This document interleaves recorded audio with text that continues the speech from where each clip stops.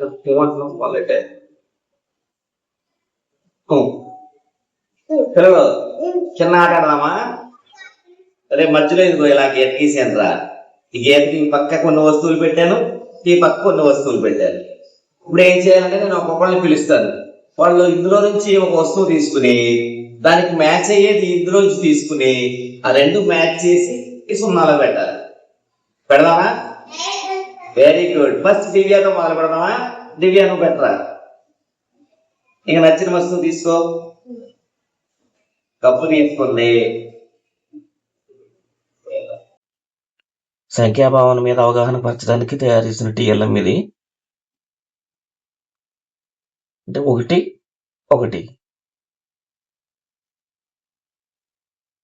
2 దానికి 2 అలాగా 3 దీనికి నెంబర్ 3 అంటే పిల్లోడు కౌంట్ చేసి దానికి తగ్గ 2 మ్యాచ్ చేసి చూసుకుంటాడు. 1 2 3 4 5 ఇది 5.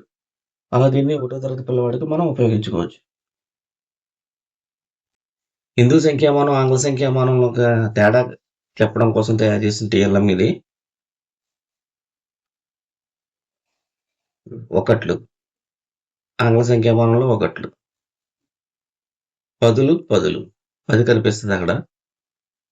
100 రెండిట్లో కూడా 100. 1000 1000 అలాగా 10,000 10,000 ఇక్కడ కూడా 10,000. తర్వాత హిందూ సంఖ్యామానంకి వచ్చేసరికి లక్షలు వస్తుంది. అదే ఆంగ్ల సంఖ్యామానంలో 100,000. అలా మనం ఈ రెండింటికి డిఫరెన్స్ మనం క్లియర్గా చెప్పొచ్చు. అంటే 10 లక్షలు అయితే మిలియన్ అవుద్దని, 100,000 అయితే లక్ష అవుతుందని, 10 మిలియన్లు అయితే కోట్లు అవుద్ది అనేది కూడా మనం క్లియర్గా చెప్పొచ్చు.